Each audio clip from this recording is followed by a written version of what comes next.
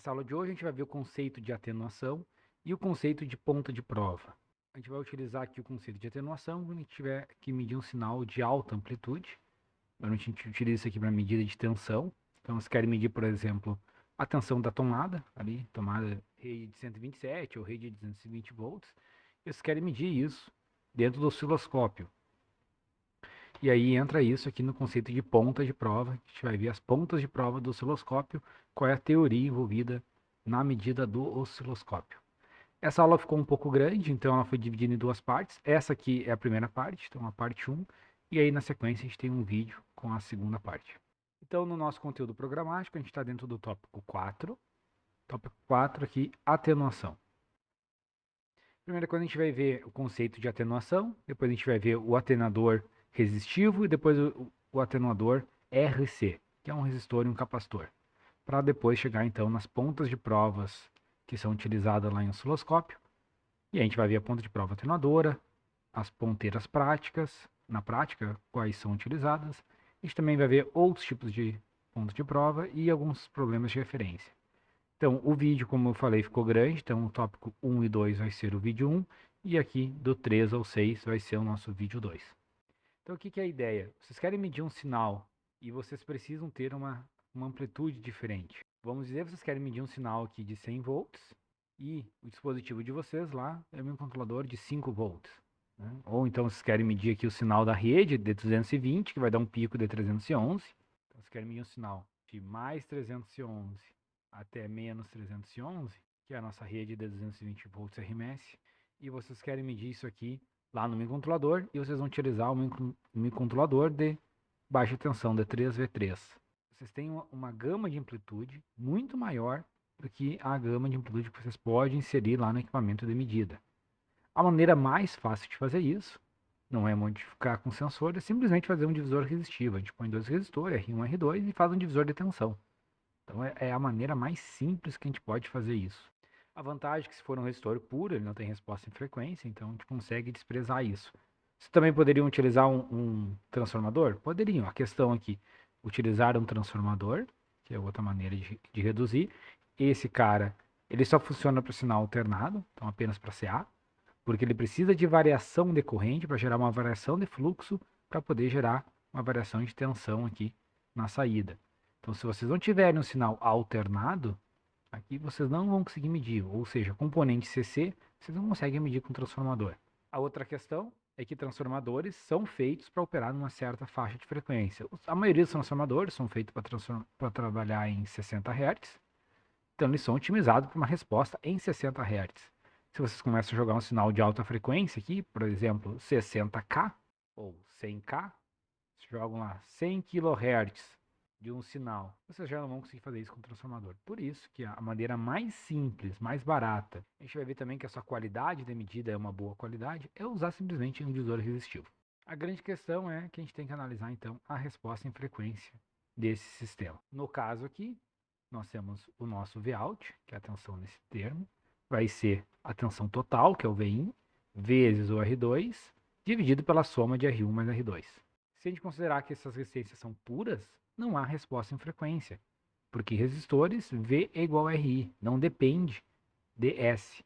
Então, se for um resistor puro, V é igual a RI. A gente não tem nenhuma componente que depende de variação temporal aqui. Não é como um capacitor, que a gente já viu que a impedância de um capacitor Z de C, ela é 1 sobre J ômega C. Esse ômega aqui é a componente de frequência.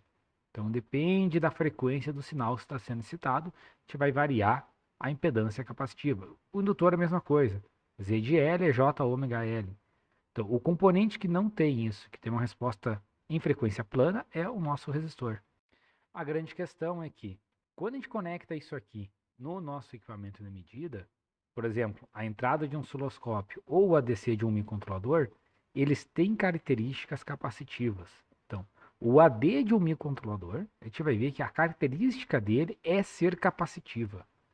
Assim como o AD lá do osciloscópio. Então, o osciloscópio digital, ele também tem um AD. Apesar de a gente botar apenas R1 e R2, internamente ao equipamento de medida, seja a nossa entrada do osciloscópio ou seja o AD do micro, ele tem uma característica capacitiva.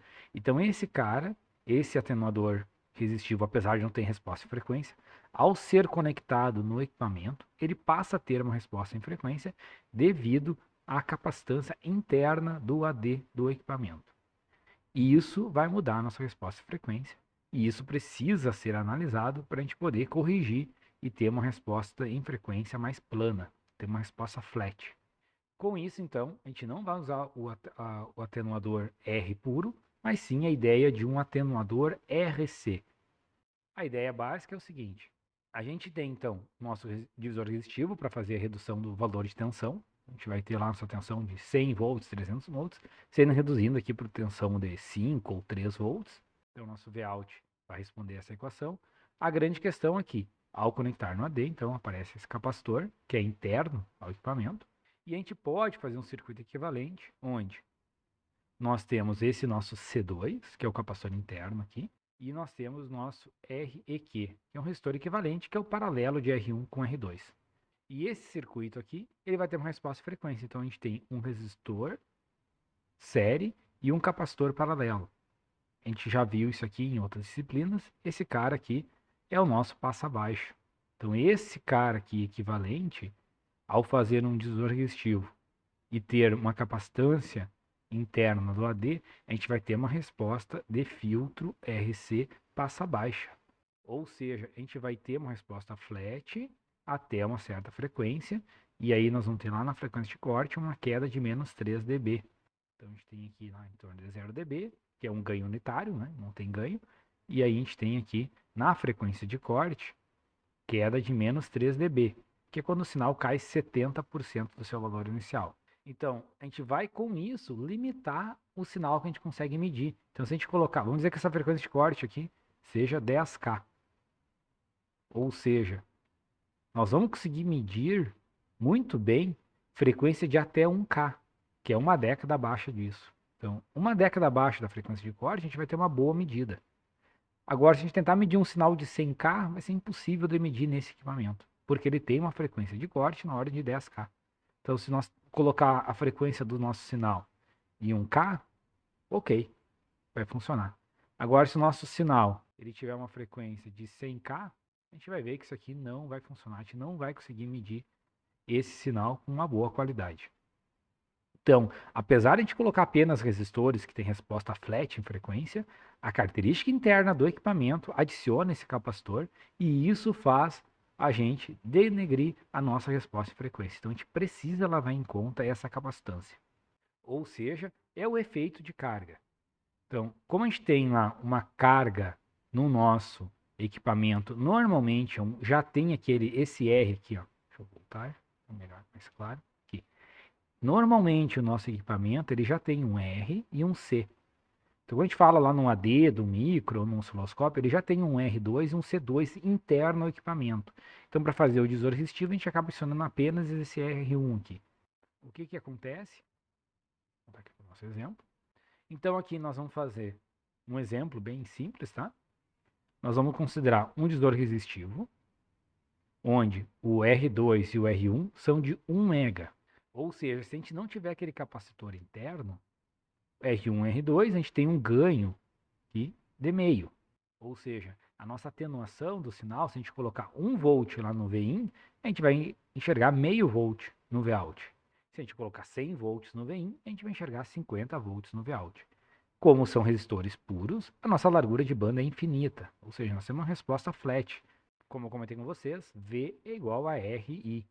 Então, se a gente está utilizando apenas R, a gente não tem componente em ômega. A gente não tem componente de frequência, então a resposta é flat, a resposta é plana por toda a largura de banda. Por isso a gente diz largura de banda infinita.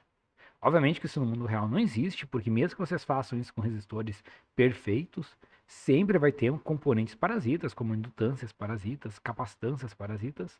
Para poder ter uma resposta flat infinita, a gente precisaria ter um resistor ideal. Isso no mundo real a gente sabe que não existe, mas a gente tem uma largura de banda bem grande se a gente usar apenas resistores. Agora, se a gente pegar esse mesmo divisor aqui, tá? Que tem resistor lá na casa de 1 mega, atenuação de 1,5, e a gente está considerando uma largura de banda infinita.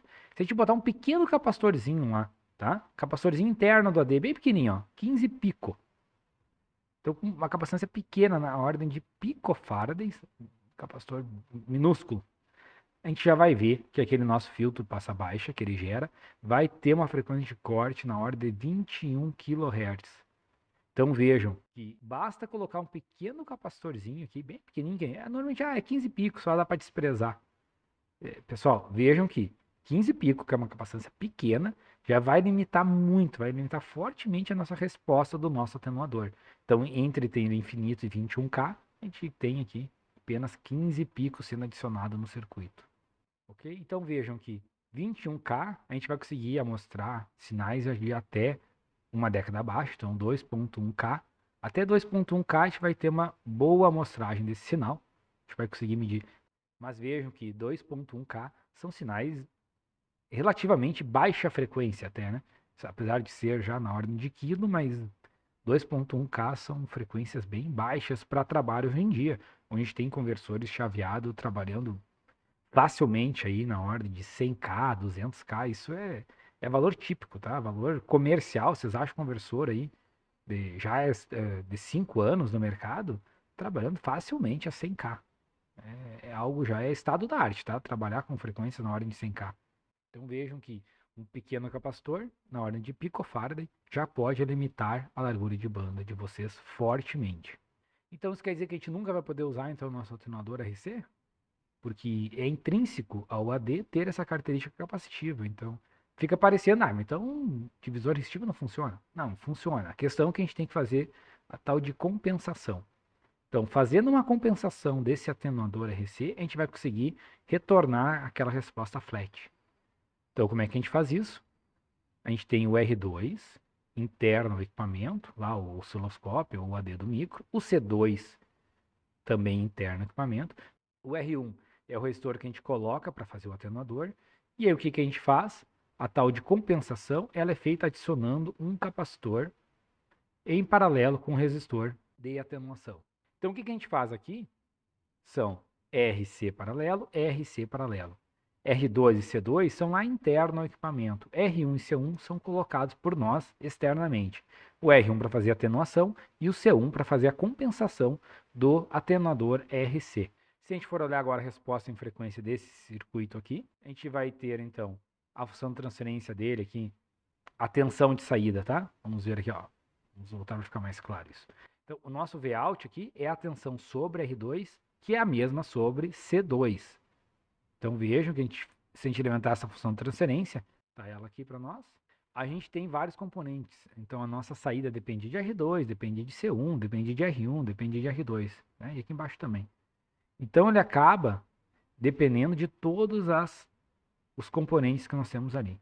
Para poder ver como é que é a resposta disso, a gente excita o sistema como resposta ao degrau. Então tá aqui. Resposta ao degrau no tempo e a resposta ao degrau na frequência.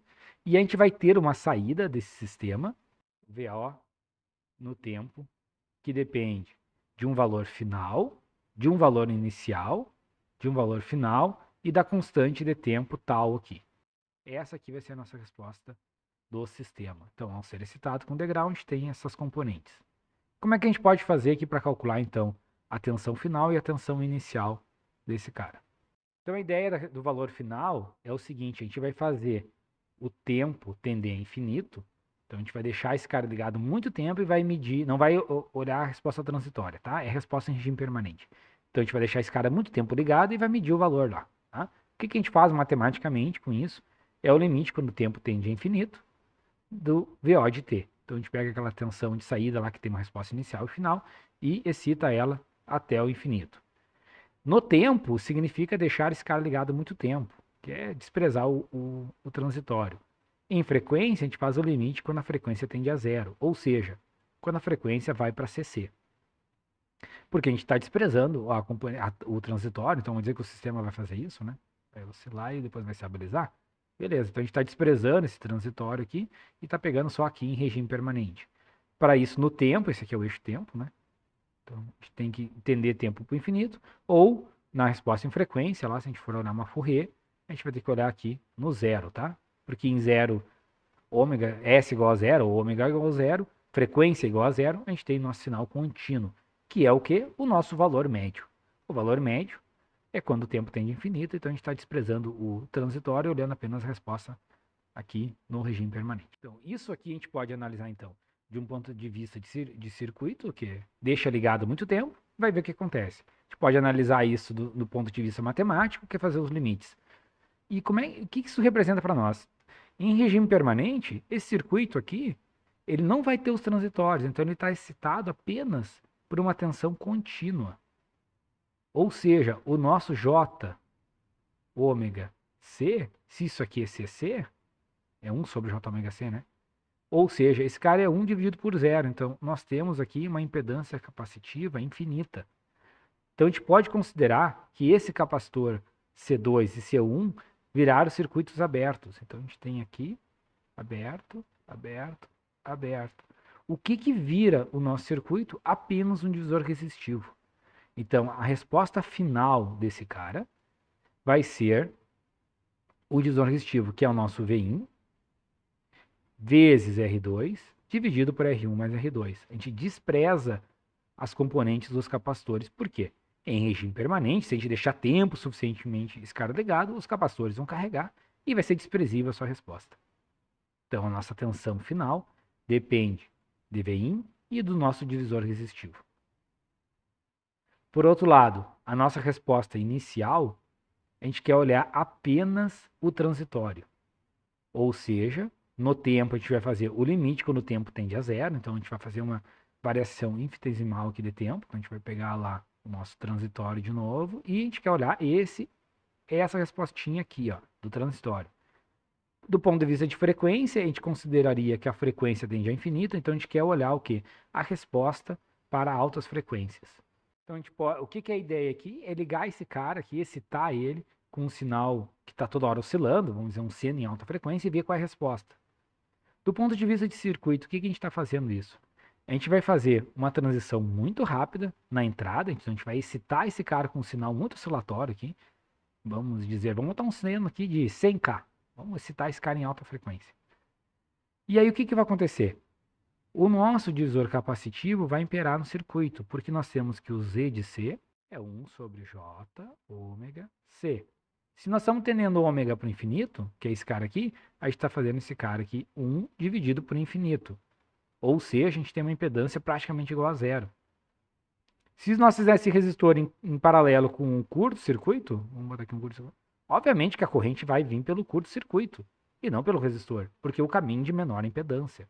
Então aqui, se tiver uma impedância, vamos dizer, de 1K, em paralelo com 0 ohms, obviamente que a maior parte da corrente vai vir pelo 0 ohms, né? Na verdade, toda a corrente. Porque a corrente sempre vai pelo caminho de menor impedância. Ou seja, ao fazer isso, a gente praticamente desprezou a resposta dos resistores, porque os resistores vão ter uma impedância maior do que os capacitores no transitório. Então, no transitório, o que vai imperar aqui é a resposta dos capacitores. Então, a nossa resposta inicial, ou seja, no transitório, vai depender basicamente só dos capacitores. Então, ele vai ser C1 dividido por C1 mais C2 vezes Vin. Então, cuidem, porque lá no outro era R2, tá? Isso é porque a impedância, que na hora de fazer, fica 1 sobre C, tá? E quando a gente faz o R, a impedância é o próprio R, tá? Porque o Z de R é R. Então, ele é diretamente, tá? Para aumentar R, a gente aumenta R, a gente aumenta Z de R, impedância. Para aumentar C, a gente diminui Z de C. Então, por isso que aqui, se vocês fizerem matematicamente, vocês vão achar isso, tá? Vocês vão ver que a tensão do C2 é vezes C1 dividido por C1 mais C2. Porque se a gente aumentar C, a gente diminui Z. Então, inverte aqui a lógica, tá? Mas ainda é a tensão Vout, tá? Só cuidem porque aqui é vezes R2, afinal, e aqui é vezes C1. Mas isso é por causa desse cara ser diretamente proporcional e esse ser inversamente proporcional. Ou seja, a gente tem resposta inicial, que depende basicamente da resposta dos capacitores, porque faz sentido, né? Num transitório, o que vai demandar? O que tem resposta em frequência? É os capacitores, o resistor não tem. Então, a resposta transitória depende mais dos capacitores. A resposta em regime permanente depende dos resistores, porque os capacitores vão estar carregados. Então eles não vão mais influenciar tanto. E aqui os capacitores estão descarregados, então eles vão influenciar, é a carga dos capacitores. Com isso, então, a gente consegue fazer o nosso VO, lá que a gente calculou, que dependia de uma resposta final, de uma resposta inicial, da final e da constante de tempo tal. Calculando, a gente achou o VF e o inicial, valor final e valor inicial, substitui nessa equação, e o nosso tal é a constante RC, e a constante RC vai ser o paralelo dos resistores e o paralelo dos capacitores. Então fica aqui R vezes C. Com isso a gente consegue pegar esse cara aqui e chegar numa equação que corresponde à sua resposta. Então a gente tem a resposta no tempo aqui, então a gente tem tanto a resposta final, que é a nossa resposta permanente, quanto essa resposta inicial, que é a sua resposta de transitório. Com isso, então, a gente consegue agora, tendo a equação matemática desse cara, a gente pode citar ele à vontade e ver o que acontece. Outra maneira é fazer isso no simulador, né? A gente vem aqui, põe uma fonte alternada e fica medindo o VO e vai brincando aqui, alterando a frequência. Nesse cara, a gente consegue também levantar a sua resposta. Se a gente fizer isso, a gente vai ver aqui, ó. Essa aqui é o sistema sobrecompensado, resposta no tempo. Sistema sobrecompensado, resposta em frequência. Subcompensado, resposta no tempo. Subcompensado, resposta na frequência. O que nós estamos fazendo aqui? Nós estamos fazendo que o R1C1, que é aquele ramo de cima, é maior que o R2C2, que é o ramo de baixo. Se a gente fizer isso, no tempo, ele vai ter uma resposta que cai e depois estabiliza abaixo. Então, na resposta em frequência, a gente tem aqui em 0 Hz, que é o nosso valor CC, nós temos uma amplitude do sinal de saída menor do que aqui em alta frequência. Então, a resposta do sobrecompensado, a gente, conforme for aumentando a frequência, a gente aumenta o ganho do sistema. Para o sistema subcompensado, nós temos que aquela R1C1, que é o ramo de cima, é menor que R2C2, que é o ramo de baixo. Isso faz com que no tempo a resposta suba e estabilize no valor maior. E na frequência, aqui em CC, que é 0 Hz, a gente tem um ganho maior do que aqui em alta frequência. Então, conforme a gente for aumentando a frequência, cai o ganho desse cara subcompensado. No sobrecompensado é o contrário, conforme a gente vai aumentando a frequência, a gente aumenta o ganho também. E qual é o caso ideal? A gente não quer essa resposta em frequência, a gente também não quer essa resposta em frequência. A gente quer uma resposta flat, a gente quer uma resposta plana. A gente quer que isso aqui seja uma reta, ou o mais próximo possível de uma reta. Então a gente precisa fazer esse sistema perfeitamente compensado. Ou seja, quando a gente tiver a constante R1C1 igual à constante R2C2, que é o outro caso, que é o chamado atenuador RC compensado. Isso vai acontecer quando a constante R1C1, que é esse ramo de cima, for igual à constante R2C2, que é essa constante de baixo. O que vai acontecer disso? Aquela nossa resposta lá que a gente viu, a gente vai ter que o nosso valor final vai ser igual ao valor inicial. Ou seja, vai haver uma manutenção na forma de onda e a atenuação vai ser perfeita e ela vai responder apenas ao atenuador resistivo, que é R2 dividido por R1 mais R2. O que isso aqui vai fazer? Nossa resposta em frequência, a gente vai ter uma resposta flat. Então aqui o nosso ganho H, que é da função de transferência. Então nosso ganho, a gente vai ver que ele vem aqui o mais perfeito possível, tá? Vai ficar uma reta. A ideia é ter uma resposta flat, uma resposta achatada aqui, onde, independente se a gente for medir 0 Hz, um sinal de 60 Hz ou um sinal de 10K, a gente quer ter o mesmo ganho. Então a gente vai ter um ganho dado pelo atenuador, aqui a gente vai ter o mesmo ganho dado pelo mesmo atenuador e aqui a gente vai ter o mesmo ganho dado pelo atenuador. Então a gente vai aumentando a frequência e a gente não quer ter uma alteração na amplitude. Então aqui tem um exemplo para nós.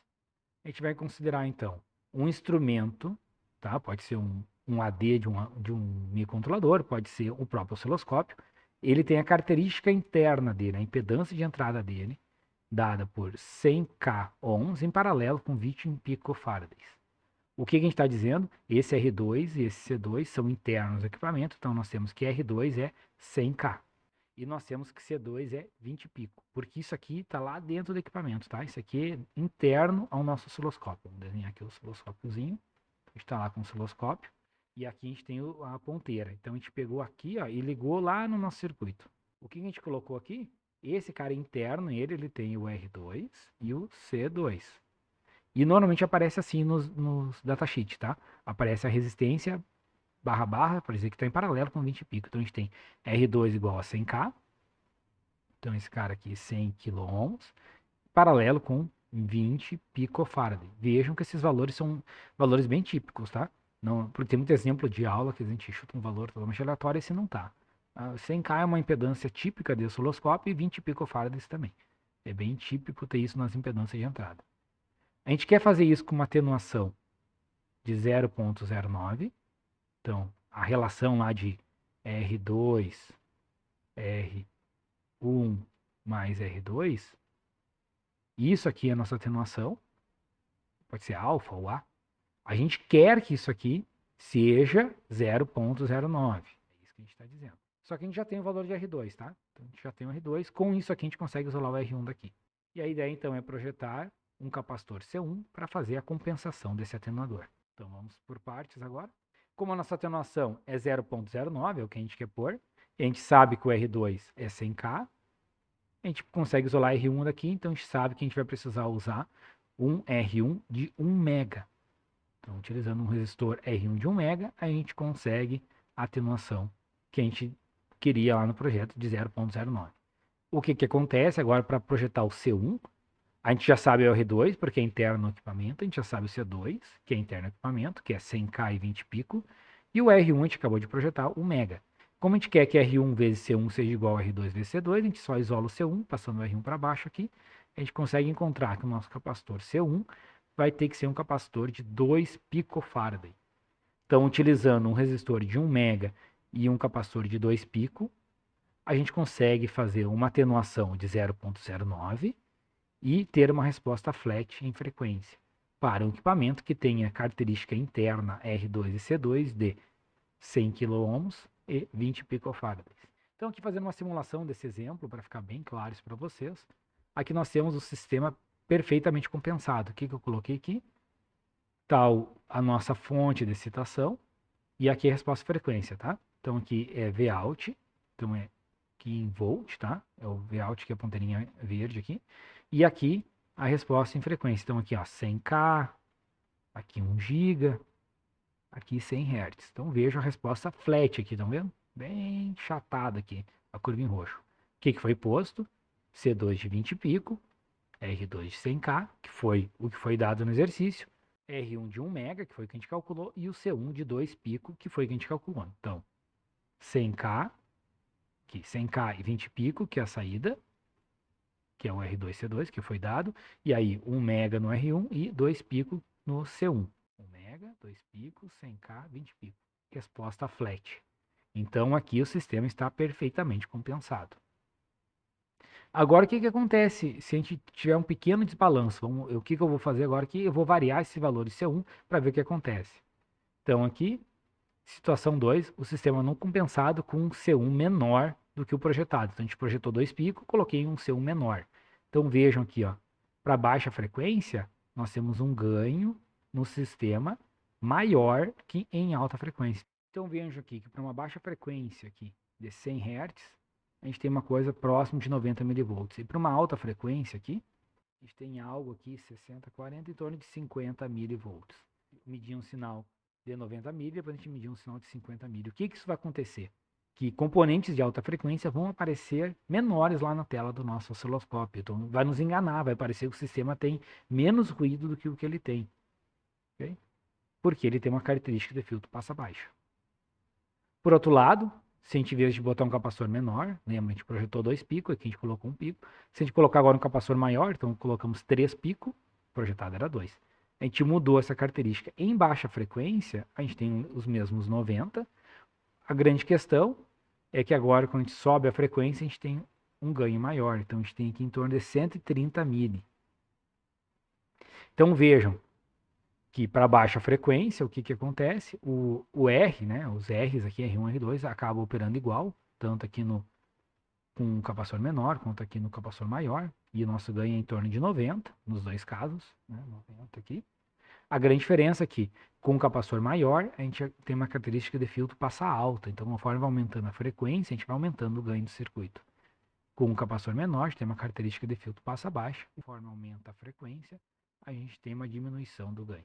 Ok, pessoal? Essa então foi a parte teórica da parte de atenuador. Então, a gente viu, começamos vendo o conceito do porquê atenuar, que é medir sinal de alta tensão. Então, a gente quer medir lá 200, 300 volts em um sistema que mede 3, 5 volts.